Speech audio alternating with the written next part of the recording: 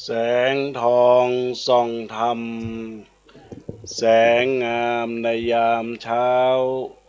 แสงอาทิตย์เจ้าเช้ายังสดใสแสงทองส่องห้องหัวใจแสงอะไรไม่เท่าเจ้าแสงธรรมธรรมะสู่ใจในวันนี้ดวงชีวีย่อมมีทีสดใสธรรมะขจัดขัดเกลาใจอยู่ที่ไหนใจก็สุขหมดทุกข์เอ่ยณโอกาสกาลบัดนี้อัตมภาพพระครูประหลัดกิติพงศ์กิติโสพโนพระอาจารย์แก่นสำนักวัดสันขยอมตำบลสันทรายน้อยอำเภอสันทรายจังหวัดเชียงใหม่จักได้ขอกราบไหว้สาปารมีสลีองค์คำพระสัมมาสัมพุทธเจ้าพระสัทธรรมเจ้าพระอริยสงฆ์เจ้าพระอรหันต์พระสงฆ์องค์สามเณรเจ้าจุตนจุองค์เจริญพรเจริญธรรมเทพไทยเทวะเทวาพระแม่นางธรณีเจ้าตี้ตลอดถึงสิ่งศักดิ์สิทธิ์ทั้งหลายพร้อมสหธรรมิกทายกทายิกาสัทธานาบุญทั้งหลายต้าวขุนมูลนายทั้งหลายใหญ่น้อยป้อนน้อยป้อนหนานเด็กขาอ่อนน้อยที่มีใจจิ่นจ้อยนิยมในธรรมวันนี้อาตมาภาพได้เข้าสู่รายการธรรมะสู่ใจยามสายใครจะพุทธวจนังคำสั่งสอนขององค์พระสัมมาสัมพุทธเจ้าวันนี้จะไขสารธรรมเจ้าเพื่อให้คัดเกลาเป่งว่านามธรรมคำสอนแห่งองค์พระสัมมาสัมพุทธะคือได้แจ่มแจ้งแสงธรรมเรื่องเก่าเรื่องใหม่บ่ได้ข้องคำขยายสารธรรมหมดใสสว่างแจ้งหมดใสสว่างแจ้งกราบนมัสการถวายความเคารพหลวงพ่อพระครูวิชุวัตรวรกิจโจท่านผู้อำนวยการขึ้นวิทยุเพื่อการศึกษาพระพุทธศาสนาและวัฒนธรรมขึ้นวิทยุ FM 104.50วัดฝ่ายหินไหว้สาท่านพระครูสถิตธุราธรเจ้าวาดวัดสันขยอมวิหารอุโบสถไม้สักทองทรงล้านนาพระสงฆ์เถรานุเถระครูบาอาจารย์จุตนจุองค์จุลูกขอเจริญพรเจริญธรรมกับบรรดาคณะสัทธาญาติโยมสาธุชนพุทธบริษัทต่างหลายทุกท่านทุกคนเวลานี้อาตมาภาพพระครูประหลัดกิติพงศ์กิติโสพโนจักได้เข้าสู่รายการธรรมะสู่ใจยามสายเพื่อจักได้น้อมนำพระธรรมคำสอนแห่งองค์สมเด็จพระสัมมาสัมพุทธเจ้าเพื่อเป็นบุญเป็นกุศลกับบรรดาศรัทธาญาติโยมสาธุชนพุทธบริษัทท่านทั้งหลายในโอกาสวันนี้เป็นเจ้ายามสายของวันอาทิตย์ของวันอังคารที่9เดือนพฤศจิกายนพุทธศักราช2564บรรดาญาติโยมท่านสาธุชนท่านทั้งหลายที่จะได้น้อมฟังธรรมะในโอกาสนี้ก็ขอทุกท่านทุกคนได้หมุนเคลื่อนวิทยุ FM 104.50มารับฟังแล้วก็ยังมีการไลฟ์เฟซบุ๊กกิติพงศ์กิติโสพโนซึ่งทุกครั้งนั้นก็จะได้เฟซไลฟ์ในเพจธรรมะสู่ใจแต่ว่าเนื่องจากวันนี้ระบบการคอมพิวเตอร์บางครั้งมันก็เกิด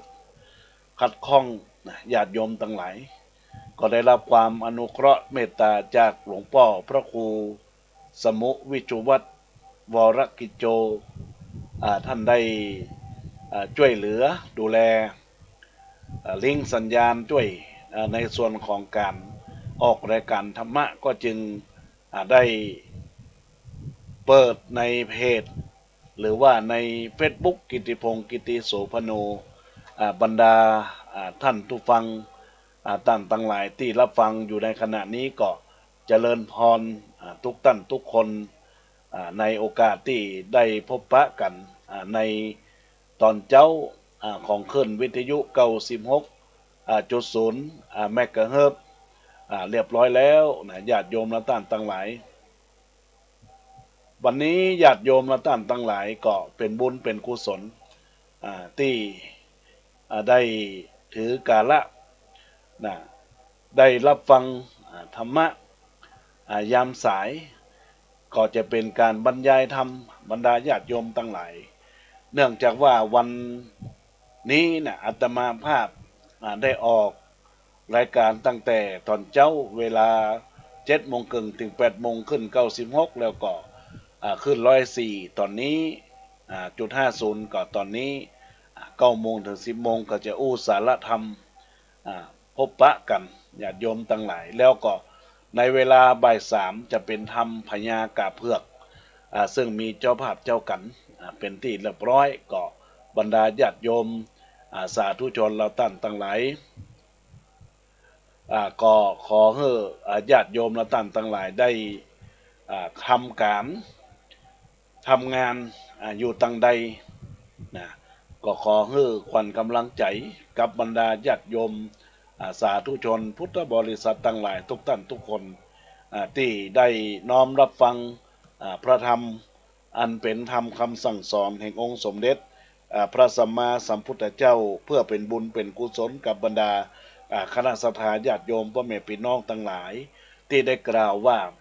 จงหยุดสร้างเวรกรรมหยุดทำบาปหยุดให้ราบคาบหยุดทำบาปเสียทำแต่บุญแต่ความดีใจต้องเคลียร์เรื่องเสียจงงดทำตามตำราทำดีเถิดจะเกิดสุขในเชิงลุกปลุกใจคลายเศร้าหมองเอาพระธรรมสู่ใจสดใสเรียงรองดุจแสงทองสายส่องในใจเราสุขคิดกันไปอย่าไร้สาระวันเวลาผ่านไปน่าใจหายบั่นทอนชีวิตหมดสิ้นไปไม่เหลือไรเหลือแต่ความดีงามชีวิตชีวีมีสดใสเวลาสุดท้ายทุกคนก็ต้องไปเวลาไหนเวลาใดก็ไม่รู้คิดดูก็ใช่ทีทุกคนมีทุกสุขทุกนาทีถ้ามีธรรมะมากมีชีวีย่อมมีสุขมวลทุกมาลายสุขใจเอ่ยก็ต้องขอฝากกับบรรดาคณะสัตยาญาติโยมสาธุชนพุทธบริษัทเราท่านทั้งหลายทุกท่านทุกคนว่าในชีวิตคนเฮาในเรื่องของความเป็นอยู่ในเรื่องของความคิดเราจะต้องมุ่งหวังสร้างคุณงามความดีไว้กับตนตัวไว้ให้กับชีวิตของคนเฮาให้มีความสุขให้มีความเจริญก้าวหน้า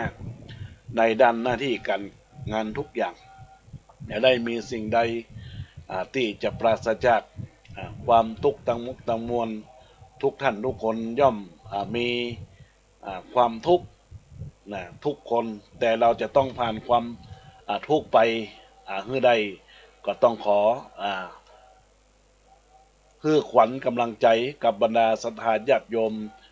สาธุชนพุทธบริษัทเราท่านทั้งหลายทุกท่านทุกคนเนอะที่รับฟังอยู่ในขณะนี้เป็นบุญเป็นกุศลกับบรรดาคณะศรัทธาญาติโยมอุบาสกอุบาสิกาทายกทายิกาศรัทธานาบุญเราท่านทั้งหลายที่ได้ตั้งอกตั้งใจน้อมรับฟังในการ ออกรายการธรรมะยามสายในโอกาสนี้ก็ต้องขอบอกกล่าวกับศรัทธาญาติโยมสาธุชนท่านทั้งหลายในโอกาสในวันนี้ก็ถือว่าเป็นเจ้าของวันที่9เดือนพฤศจิกายนพุทธศักราช2564ท่านทั้งหลายในวันนี้ก็ประจำวันอังคารอาตมาภาพก็ได้จัดรายการทั้ง3เวลาด้วยกันก็ต้องบอกกล่าวกับญาติโยมอุบาสกอุบาสิกาทายกทายิกาสัทธานบุญแล้วท่านทั้งหลายทุกท่านทุกคนที่ได้น้อมรับฟังในโอกาสนี้เนอะดังนั้นแล้วเมื่อบรรดาญาติโยมสาธุชนเราท่านทั้งหลายได้ตั้งอกตั้งใจรับฟังอย่างบุญอย่างกุศลแล้วก็ขอให้เราท่านทั้งหลายจงนำเอาธรรมะนั้นไปใช้ในชีวิตประจำวันของเราท่านทั้งหลายเป็นบุญเป็นกุศลเนอะวันนี้อาตมาภาพธรรมะบรรยายจะได้อู้จาเรื่องของเอกลักษณ์ของนักรบคำว่าเอกลักษณ์ของนักรบเนี่ยญาติโยมสาธุชนทั้งหลายก็คือลักษณะที่เป็นหนึ่งเดียวหรือลักษณะที่เป็นเหมือนกันหรือมีการร่วมกันเป็นเอกลักษณ์นักรบสรุปแล้วก็มีอยู่5ประการนักรบเอกลักษณ์ของนักรบ5ประการเนี่ยญาติโยมและท่านทั้งหลายลองพิจารณาดูว่าในส่วนของประการแรกที่ท่านนักปราชญ์ราชบัณฑิตท่านได้เขียนไว้แล้วก็ได้เป็นการได้นำเอาหลักธรรมมาก้อนไกในชีวิตว่าเป็นการละที่ว่าคนเราท่านทั้งหลายเนี่ยประการที่หนึ่งก็คือผมสั้น2ยึดมั่นถึงวินัย3ร่างกายของเรามีความองอาจ4สามารถเชิงรบ5นบน้อมนบธรรมเรื่องศีลธรรมในโอกาสคำว่าผมสั้นนี้เป็นผมสั้นจะได้ญาติโยมทั้งหลายก็เป็นนักรบที่จะไว้ผมทรงรากไทรหรือทรงฮิปปี้บ่ได้ผมต้องสั้นหรือทรงสุภาพดูแล้วบ่คัดตาบ่คัดใจประการที่2นั้นก็คือยึดมั่นวินัยคือยึดระเบียบแบบแผนกฎเกณฑ์กฎกติกาของสังคมอย่างนักเรียนก็มีระเบียบของโรงเรียนมีระเบียบของห้องเรียนทหารก็มีระเบียบของค่ายตำรวจก็มีระเบียบของวัดว่าของสถานีตำรวจส่วนพระสงฆ์องค์เจ้าก็มีระเบียบของวัดวาอารามเนี่ยทุกอย่างทุกประการย่อมมีวินัยอย่างศรัทธาญาติโยมอู้กันง่ายๆวินัยในตนเองเนี่ยในตนเองก็คือตื่นเจ้ามาลุกมาเฮาพับที่นอนอันนี้ก็คือวินัยในตนเองพับที่นอนพับผ้าห่มเรียบร้อยก็เข้าห้องน้ำห้องท่านี่ก็เป็นระเบียบในการวินัยในตนเองบางคนตื่นมาอาจจะแต่งตัวไปทำงานเลยหน้าก็บ่ล้างฟันก็บ่แปรงน้ำก็บ่อาบนี่ก็ทำเพื่อกินตัวมันก็เกิดขึ้นมันก็บ่มีวินัยในตนเองเพราะฉะนั้นวินัยเนี่ยมันเป็นการฝึกตั้งแต่เริ่มแรกเดิมทีตั้งแต่เราตื่นมาจนกระทั่งเราไปทำงานจนกระทั่งเราทำงานแล้วกลับมาบ้านบางคนวินัยในบ้านมันต้องมีกลับถึงบ้านสามีภรรยาอยู่ด้วยกันเนี่ยจะต้องปิกบ้านปิกจองให้ตรงเวลาในเวลาเดียวกันญาติโยมทั้งหลายก็จึงจะต้องเป็นระเบียบเป็นวินัยแล้วก็สามารถที่จะประกอบอันใดควรและอันใดบ่ควรก็ทำให้เฮานั้นฉลาดคิดฉลาดทำเพิ่นบอกว่าดาบคมที่ไร้ฝึกไร้ฝักลูกระเบิดบ่มีสลักนิรยามหรือว่าการที่เป็นสัจธรรมนิยมนิรยภัยเนี่ยมันก็บ่เกิดโทษแก่เจ้าของได้ง่ายฉันใดก็ฉันนั้นดังนั้นความรู้ความสามารถถ้าบ่มีวินัยกำกับแล้วญาติโยมทั้งหลายก็จะบ่มี โทษแก่ผู้เจ้าของฉะนั้นช่างดาบทำฟักดาบไว้กันอันตรายช่างระเบิดก็ทำสลักนิรภัยไว้เช่นกันเมื่อองค์สมเด็จพระสัมมาสัมพุทธเจ้าพระองค์ก็ทรงสอนให้คนเรานั้นมีความฉลาดรู้มีความฉลาดธรรมแล้วก็ทรงสั่งสำทับด้วยว่าต้องมีวินัยอันนี้แหละญาติโยมนี่ก็เป็นข้อที่สองยึดมั่นวินัยในข้อที่สองข้อที่สามคือประกาศ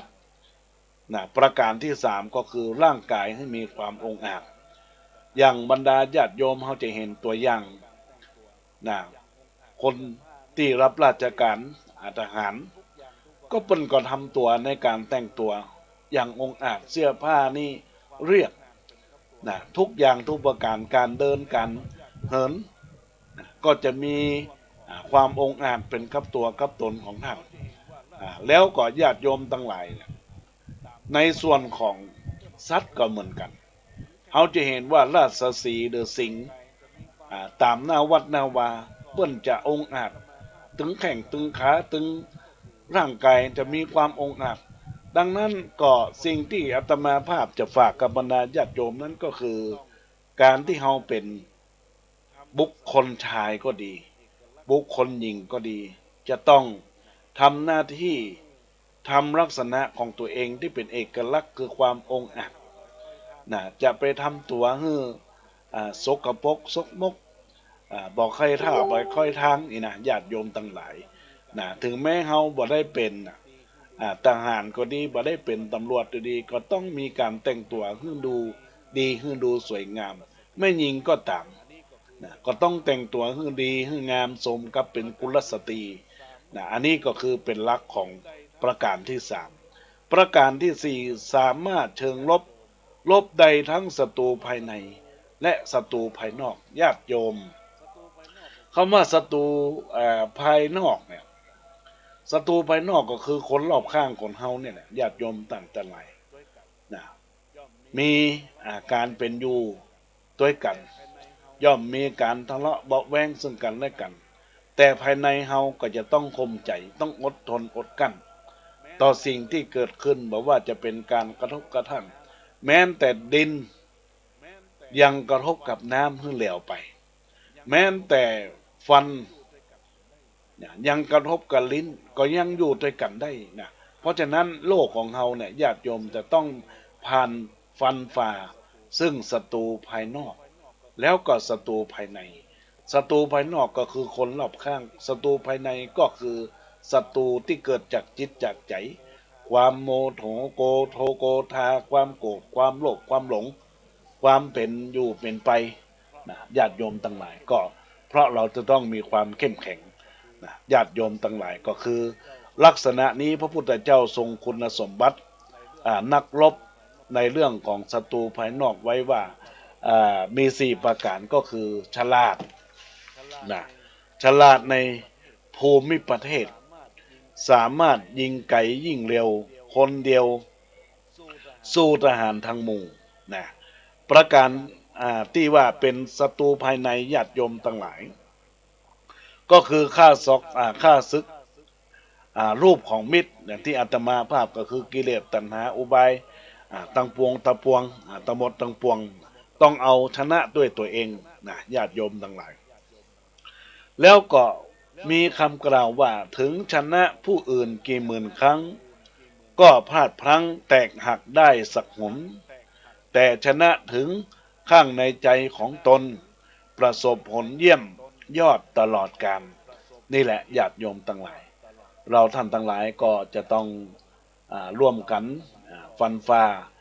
ปัญหาอุปสรรคในชีวิตของคนเฮาในตัวในตนของเราท่านทั้งหลายเป็นบุญเป็นกุศลที่เกิดจากจิตจากใจของเราท่านทั้งหลายเนอะก็เป็นบุญเป็นกุศลวันนี้มีโอกาสในการไลฟ์เฟซบุ๊กของตนตัวกิติพงศ์กิติโสพโนเนี่ยญาติโยมทั้งหลายก็ได้มีญาติโยมก็ทักทายเข้ามาอูจากันก็อนุโมทนาขอบคุณเนอะที่ได้รับฟังรับชมอยู่ในขณะนี้ทุกท่านทุกคน ที่ได้รับฟังแล้วสักครู่หนึ่งก็จะได้ทักทายกันตอนนี้ก่อนธรรมะก็ยังมีเหลืออีกข้อหนึ่งที่อาตมาภาพจะได้กล่าวก็คือลักษณะของที่ห้าก็คือนอนนบศีลธรรมทหารต้องมีศีลธรรมกำกับใจกายมีศีลสุขล้ำใจมีธรรมสุขเลิศมีทั้งศีลทั้งธรรมจะมีแต่ความล้ำเลิศรู้ดีต้องทำดีรู้ชั่วต้องเว้นชั่วนักรบที่ดีจึงต้องมีเอกลักษณ์เอกศักดิ์ศรีเราปกป้องพระทัพีและเป็นนักรบที่ดีจนลมหายใจสุดท้ายญาติโยมละท่านทั้งหลายอันนี้ก็ต้องขอฝากกับบรรดาคณะศรัทธาญาติโยมที่ได้รับฟังอยู่ในขณะนี้มีคำกรอนเกี่ยวข้องกับประวัติศาสตร์ว่าเราก็เลือดณเลทุณเราก็เลือดณเลสวนมหาราชเลือดชายชาติเข้มข้นมิหม่นหมองแผ่นดินไทยมิให้ใครมาครองหากใครลองจะฟาดฟันให้บรรลัยขอสยามยืนยงคงคู่ฟ้าสืบศาสนานานนับอสงไขยรวมสายเลือดเชื้อเราเผ่าคนไทยรักษาให้ไทยอยู่คู่ฟ้าตราบนานเท่านานอันนี้แหละญาติโยมท่านสาธุชนท่านผู้ฟังทั้งหลายธรรมะที่อาตมาภาพได้อูได้จ๋าพบปะกับบรรดาคณะสัตยาญาติโยมในโอกาสวันนี้ก็เป็นกาละเป็นบุญเป็นกุศลกับตนตัวของมูลศรัทธาญาติโยมท่านสาธุชนท่านผู้ฟังเราท่านทั้งหลายในโอกาสกาละวันนี้นั้นก็เป็นบุญเป็นกุศลกับตัวกับตนของบุรุษศรัทธาญาติโยมในกาละที่ว่าในช่วงวันช่วงนี้นะญาติโยมท่านสาธุชนท่านทั้งหลายได้รับฟังรายการธรรมะเป็นรายการธรรมะสู่ใจ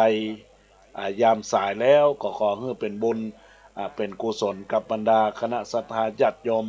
สาธุชนท่านผู้ฟังท่านทั้งหลายโดยเฉพาะในระยะโอกาสช่วงนี้ก็ถือว่าเป็นช่วงที่เชียงใหม่เฮามีความเป็นโรคเป็นภัยเฮาก็จงพยายามเนอะญาติโยมและท่านทั้งหลายพยายามที่จะได้รักษาสุขภาพร่างกายให้เฮานั้นพ้นจากโรคพ้นจากภัยไกลจากโทษก็ดีก็ขอให้ญาติโยมจงมีความเข้มแข็งในชีวิตของคนเราในส่วนของการรักษาระมัดระวังในส่วนของการเป็นอยู่ในชีวิตที่เกิดขึ้นบอกว่าจะเป็นในร่างกายตัวตนของเราก็ดีพยายามเนอะพยายามรักษาตัวเองมาเดี๋ยวนี้ในส่วนของทางการเนี่ยเปิดก็ให้เปิดโอกาสให้เราท่านทั้งหลายได้ทำการทำงานในส่วนใดส่วนนั้นก็พยายามเนอะก็พยายามรักษาสุขภาพร่างกายโดยเฉพาะการล้างเจลแอลกอฮอล์บ่อยๆโลกยุคของนิวนอร์มอนใส่แมสบ่อยๆจะไปอยู่รวมตัวกันก็พยายามอยู่ห่างๆกันเนอะญาติโยมท่านสาธุชนและท่านทั้งหลายก็ขออนุโมทนาขอบคุณกับมูลศรัทธาญาติโยมเพื่อขวัญกำลังใจกับบรรดาคณะศรัทธาญาติโยมสาธุชนพุทธบริษัทเราทั้งหลายทุกท่านทุกคนที่รับฟังรายการธรรมะในยามสายในโอกาสนี้ญาติโยมทั้งหลายตอนนี้อาตมาภาพก็จะได้ขอประกาศประชาสัมพันธ์งานบุญงานกุศลผ่านทางคลื่นวิทยุ104.50วัดไฟหินแล้วผ่านทางเฟซบุ๊กของอาตมาภาพกิติพงศ์กิติโสพโนในโอกาสที่ทางวัดสันขยอมตำบลสันทรายน้อยอำเภอสันทรายจังหวัดเชียงใหม่จากได้มีการทำบุญทอดกฐินสามัคคีในโอกาสนี้ก็จึงขอบอกกล่าวเป่าประกาศกับบรรดาคณะศรัทธาญาติโยมสาธุชนที่มีโอกาสได้มาพบปะกันในวันนี้ก็จะได้เชิญชวนศรัทธาญาติโยม ได้ร่วมบุญร่วมกุศลซึ่งได้มีการฝากประกาศข่าวสารโดยท่านอาจารย์พระครูสถิตธุราธรเจ้าวาดวัดสันขยอมได้ฝากมาประกาศประชาสัมพันธ์เกี่ยวกับการบุญการกุศลบางผู้บางท่านก็ว่าการบุญการกุศลก็นักพยายามอดเอาญาติโยมทั้งหลายเพราะว่ากฐินนั้นทำแค่เดือนเดียวครั้งเดียวแล้วก็ปีเดียวก็ทำแค่ครั้งเดียววัดเดียวอาตมาญาติโยมทั้งหลายบ่สามารถที่จะทำในส่วนของวัดนั้นจะทำหลายครั้งก็เป็นไปไม่ได้เพราะมันเป็นพุทธานุญาตเป็นพุทธโอวาทเป็นพุทธบัญญัติของพระพุทธเจ้าแต่ว่าพระสงฆ์ได้ออกจำพรรษาเป็นที่เรียบร้อยแล้วเนี่ย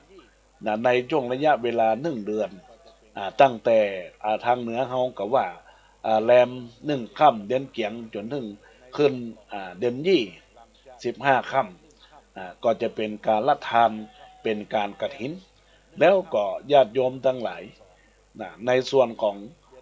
หลังจากที่แรมค่ำเดือนขึ้น15 ค่ำแรมค่ำเดือน12ของทางกลางเดือนเหนือก็สามารถที่จะหับกฐินได้ละญาติโยมนอกจากเป็นพระป่าต่อญาติโยมดังนั้นบุญใหญ่บุญกฐินเนี่ยเป็นบุญสำคัญที่เราจะต้องประพฤติปฏิบัติแล้วก็สร้างกุศลสืบสานคุณงามความดีของตัวตนเฮาสร้างบุญสร้างกุศลเปิ้นบอกว่าเวลาเฮาสร้างโบสถ์เฮาสร้างพระธาตุเฮาสร้างอุโบสถเนี่ยอานิสงส์ก็ยังสามารถที่จะมีความเข้มแข็งต่อสู้หรือว่าบารมีเนี่ยเทียบเท่ากันได้กับเหมือนกับทานกฐินนะญาติโยมนะต่างหลายแต่ว่าพระคุณกตัญญูพระคุณต่อบิดามารดาก็มีความสำคัญก็เหมือนกันแต่ว่าในหลักทางพุทธศาสนาเปิ้นบอกว่าคิดโฉมนุษสะปฏิลาโภการเกิดเป็นมนุษย์การเกิดเป็นปุถุชนเป็นนรชนนั้นมันแสนยากการเป็นคนนั้นมันแสนยากแต่ว่ามีโอกาสได้สร้างบุญพบปะพระพุทธศาสนาแล้วบุญนั้นมันก็จะเกิดจากจิตจากใจของท่านต่างๆทั้งหลายดังนั้นอาตมาภาพก็ต้องขอประชาสัมพันธ์บอกกล่าวบอกบุญกับบรรดาศรัทธาญาติโยมท่านสาธุชนท่านผู้ฟังว่าทางวัดสันขยอมจะมีงานทอดกฐินในวันที่17เป็นวันตกแต่งดาต้นองค์กฐินแล้วก็วันที่18ก็จะเป็นการถวายทานทอดกฐินสามัคคีทางอาตมาภาพก็จึงขอบอกบุญบอกกล่าวเป่าประกาศกับบรรดาศรัทธาญาติโยมท่านสาธุชนท่านผู้ฟังเราท่านทั้งหลายทุกท่านทุกคนที่รับฟังอยู่ในขณะนี้ก็ขอให้ญาติโยมได้ตั้งปฏิฐานตั้งหัวตั้งตนจะร่วมบุญร่วมกุศลในการทำบุญสุนทรทานในโอกาสนี้ก็ขอเชิญชวนร่วมทำบุญได้ที่ทางวัดสันขยอมหรือทางที่อาตมาภาพได้ประชาสัมพันธ์บอกกล่าวในขณะนี้ที่เบอร์โทรศัพท์096 262 9694 096 262 9694เนอะญาติโยมอันนี้เป็นเบอร์โทรศัพท์ของอาตมาภาพได้บอกกล่าวบรรดาญาติโยมอุบาสกอุบาสิกาสำหรับทุนทรัพย์ที่อาตมาภาพจะได้ร่วมในส่วนของการสร้างกุศลกฐินนี้นะญาติโยมที่จะร่วมที่อาตมาภาพได้ประกาศนี้นะจะได้นำบุญกุศลของบรรดาศรัทธาญาติโยมเป็นการละทานสร้างบูรณะปฏิสังขรณ์ภายในวัดวาอารามตกแต่งปรับภูมิทัศน์ภายในวัดสันขยอมเพื่อที่จะได้มีการทำบุญสุนทรทานตอนนี้มีโยมโทรศัพท์เข้ามาเนอะเจริญพรว่าไงพ่อโมดลูกครับปังโมกครับยังดาวประโมกยังดาวว่าไงครับก็ผมฟังรายการหลวงพ่ออยู่เนี่ยฟังอยู่นะวัดอะไรหลวงพ่ออยู่ว่าวัดอะไรนะวัดสันขยอมสันทรายอำเภอสันทรายเลยอำเภอสันทรายอ๋อที่กำลังอยู่เนี่ยใช่อยู่สันทราย โยครับโยมก็โทรมาทุกครั้งวัดไกลครับ เจริญพรเจริญพรครับก็ขออนุโมทนาขอบคุณกับคุณโยมโมดปราโมทเนาะได้โทรศัพท์เข้ามาอู้จาในรายการได้ทักทายเข้ามาเป็นบุญเป็นกุศลในโอกาสนี้สำหรับญาติโยมทั้งหลายเนอะท่านใดอยากจะร่วมเป็นเจ้าภาพในการทอดกฐินวันที่18พฤศจิกายนพุทธศักราช2564เวลา9 โมงจะมีการสมโภชองค์กฐินแล้วก็จะได้มีการทำบุญสุนทรทานอธิษฐานยังกล่าวคำถวายอนุโมทนากฐินเป็นบุญเป็นกุศลในวันที่18 ญาติโยมทั้งหลายที่จะร่วมรับเป็นเจ้าภาพแล้วแต่เจตนาของคณะศรัทธาก็ร่วมบุญร่วมกุศลได้เนอะตอนนี้ก็ญาติโยมทั้งหลายทักทายเข้ามาอุจากันในกองข้อความก็จะได้ทักทายกับบรรดาศรัทธาญาติโยมท่านสาธุชนท่านผู้ฟังเราท่านทั้งหลายเนอะที่ได้ทักทายเข้ามาอุจาในรายการธรรมะสู่ใจยามสายวันนี้อาตมาภาพได้ได้จาเกี่ยวข้องกับหลักธรรมคำสอนเกี่ยวข้องกับการเป็นอยู่คือขวัญกำลังอกกำลังใจของบรรดาศรัทธาญาติโยมสาธุชนพุทธบริษัททั้งหลายก็ขอเจริญพรกับคุณโยมแก่งคำลุ่งไพโรจน์เนอที่ทักทายเข้ามาเจริญพรกับคุณแม่สุติวงศ์ได้ทักทายเข้ามาเจริญพรกับแม่มารีนภิกุลได้กราบนมัสการเข้ามาเจริญพรกับคุณโยมแม่สุนีกองบุญเจริญพรกับสุพจน์สีทินะได้ทักทายเข้ามาเจริญพรกับแม่ยายนวลพระจงมนเตสกุลพงกรเจริญพรกับคุณโยมลุงอ้วนเจริญพรกับคุณโยมสุรีรัตน์สันพัก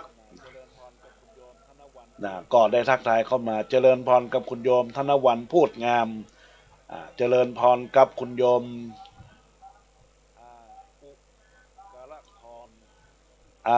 อุกาลพรได้ทักทายเข้ามาเจริญพรกับคุณโยมอัมภัยเจริญนมัสการหลวงพ่อพระครูโอภาสปัญญาคมบุพาราจาเนอเจริญพรกับคุณโยมเบลกะอันในทักทายเข้ามาเจริญพรกับคุณโยมโช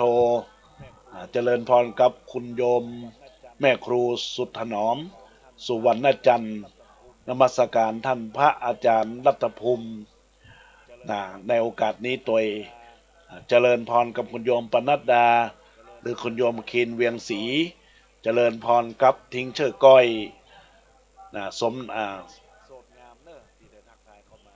โสดงามเนอะที่ได้ทักทายเข้ามาเจริญพรกับน้าน้องเจริญพรกับน้าน้องคนเดิมทักทายเข้ามาเจริญพรกับคุณโยมพินชลิยานิติประสาทเจริญพรกับครูกุลธิดาวิวัฒนชีวินเจริญพรกับคุณโยมอาจารย์คุณครูอรัญญาหรือคุณครู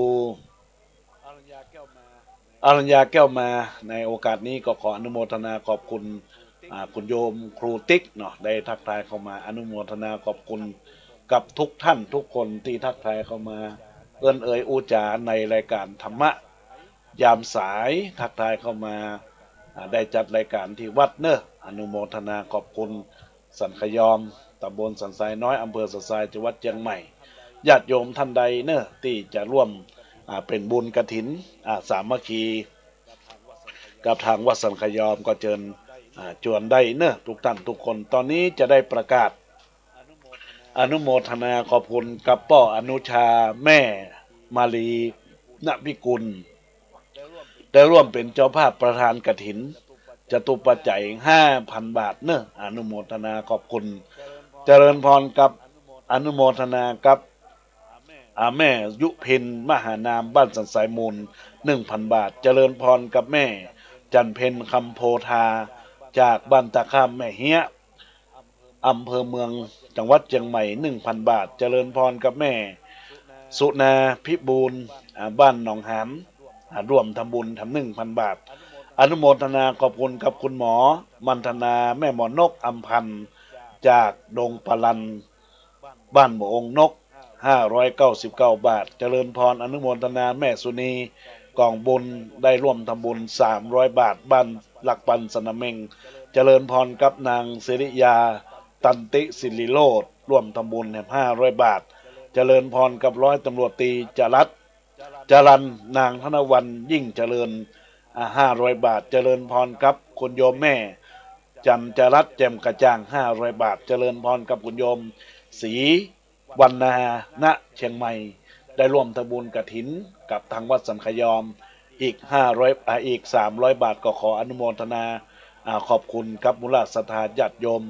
สาธุชนพุทธบริษัทต่างหลายเจริญพรกับคุณโยมสิริพันธ์สิงห์ทรจากตลาดกัดกอมเนอร์ได้ทักทายเข้ามาอนุโมทนาขอบคุณกับบุญญาเจตนาศรัทธาญาติโยมสาธุชนพุทธบริษัทต่างหลายทุกท่านทุกคนที่รับฟังรายการธรรมะยามสายกับอาตมาภาพตอนนี้ก็ปล่อยโอกาสให้ญาติโยมต่างหลายได้ทักทายอุจาเข้ามาในการในส่วนของปัจจัยญาติโยมจะร่วมทำบุญตามกุศลและเจตนาศรัทธาญาติโยมก็ตามวักมาหาได้ตามเจตนาเนอะจะร่วมทำบุญเท่าใดก็รับได้หมดทุกอย่างทุกประการแจ้งความประสงค์จำนงหมายกับการงนการบุญการกุศลกับทุกท่านทุกคนที่รับฟังรายการในโอกาสนี้ตอนนี้ก็คงจะเป็นช่วงสุดท้ายของรายการอาตมาภาพ จะได้พบปะกับบรรดาศรัทธาญาติโยมทางโทรศัพท์ท่านใดที่อยากจะโทรศัพท์เข้ามาทักทายอุจาเข้ามาในรายการธรรมะในโอกาสนี้ก็สามารถโทรเข้ามาได้ที่เบอร์โทรศัพท์096 262 9694 096 262 9694อัตมาภาพก็รับสายหน้าไมค์ของบรรดาคณะศรัทธาญาติโยมท่านสาธุชนท่านผู้ฟังทั้งหลายโอกาสนี้ที่ได้พบปะอุจากันในรายการแล้วก็เป็นบุญเป็นกุศลกับบรรดาศรัทธาญาติโยมพ่อแม่พี่น้องอุบาสกอุบาสิกาท่านได้ยินได้ฟังแล้วก็เป็นมงคลชีวิตอย่างยิ่งเปิ้นบอกว่าปัญญาณละนังสุขังปัญญานำความสุขมาสู่นรชนนำความสุขมาสู่ตัวตนของเราเพื่อมีความมุ่งมั่นปรารถนาคิดสิ่งหนึ่งสิ่งใดก็จะมีความสุขกายมีความสบายใจที่ว่าเฮาท่านทั้งหลายได้รับฟังธรรมะแล้วก็เป็นกุศลเกิดปัญญาเกิดข้อคิดเกิดคติเตือนใจต่อตัวเฮาเพื่อเป็นมรณานุสติในกวนของว่าคนเฮาท่านทั้งหลายต้องสร้างกุศลคุณความดีในการสร้างความดีแล้วทุกคนก็จะต้องติดตัวเป็นนายบุญและนายบาปก็คือการมรณานุสติคือการเป็นการอยู่และก็สุดท้ายก็ล่วงเกินล่วงไปก็คือความตายนะทุกคนก็ต้องสร้างคุณงามความดีไผ่พ่องบัตายกันตึงมีญาติโยมทั้งหลายคนเฮาจะต้องอยู่ร่วมกันแล้วนะจะต้องสร้างกุศลคุณงามความดีไว้กับตนไว้กับตัวไว้ภายภาคหน้าเป็นบุญกุศลที่ติดเนื้อติดตัวติดตนตามตัวตามตนของเราท่านทั้งหลายญาติโยมทั้งหลายก็ตอนนี้เมื่อญาติโยมได้รับฟังธรรมะอาตมาภาพได้ก็มีญาติโยมได้กดไลค์กดแชร์ในส่วนของการรับฟังธรรมะโอกาสนี้ก็ขออนุโมทนาขอบคุณกับบุญที่เกิดจากจิตจากใจของมุลศรัทธาญาติโยมและท่านทั้งหลายก็ตอนนี้ก็มีคุณแม่ยายนวลหรือว่าแม่ประจงเตชะกรมองค์กรที่ได้ทักทายเข้ามาว่าอนุโมทนาสาธุตวยทุกท่านเจ้าเดียววันพระแม่จะนำซองไปร่วมทำบุญก่อนอนุโมทนาแม่ประจงมนเตชะกุลวงกรเนอร์เป็นบุญเป็นกุศลกับแม่ตัวที่ได้ให้ได้หอมกฐินเข้ามาก็ขออนุโมทนาขอบคุณยังบุญที่เกิดจากจิตจากใจท่านใดที่รับฟังธรรมะในเจ้าวันนี้ได้สร้างกุศลผลบุญแล้วก็ขอให้มีความสุขกายมีความสบายอกมีความสบายใจคิดหนึ่งสิ่งใดก็ขอให้สมความมุ่งมั่นปรารถนาทุกประการในญาติโยมและท่านทั้งหลายตอนนี้ ญาติโยมท่านใดที่ยังอยากใครอยากจะทักทายเข้ามาตอนนี้ก็มีคุณโยมพินชลิยานิติประสาทได้ทักทายเข้ามาในกล่องไลน์เข้ามาเนอะตอนนี้ก็ญาติโยมที่ผู้ฟังทางกลุ่มฟังธรรมะก็คุณโยมแม่เกษณีชัยเทพได้ทักทายเข้ามาอนุโมทนาขอบคุณกับบุญกุศลที่เกิดจากจิตจากใจทุกท่านทุกคนเนอะที่ทักทายเข้ามาอุจาธรรมะในโอกาสนี้เป็นบุญเป็นกุศลกับทุกคนทุกท่านในเวลาโอกาสที่ได้รับฟังธรรมะแล้วก็ขอให้ธรรมะนี้ส่องจิตส่องใจเป็นบุญกุศลแต่ตามตัวตนให้ญาติโยมมีความสบายอกมีความสบายใจปรารถนาสิ่งใดก็จะได้ขัดข้องเนอะก็ขอให้บุญญาลายสีที่เกิดจากบุญจากกุศลที่เราท่านทั้งหลายได้ตั้งอกตั้งใจรับฟังธรรมะในครั้นี้ก็ขอให้สร้างกุศลคุณงามความดีไว้กับตัวกับตนนะญาติโยมมาตั้งหลายตอนนี้ก็ขออนุโมทนาขอบคุณกับแม่แสงเดือนโยธาราชเนอะที่ได้ทักทายเข้ามาอูจาในรายการบ่ได้ปะกันเมินเนาะแม่แสงเดือนโยธาราชได้ทักทายเข้ามาก็คงสบายอกสบายใจ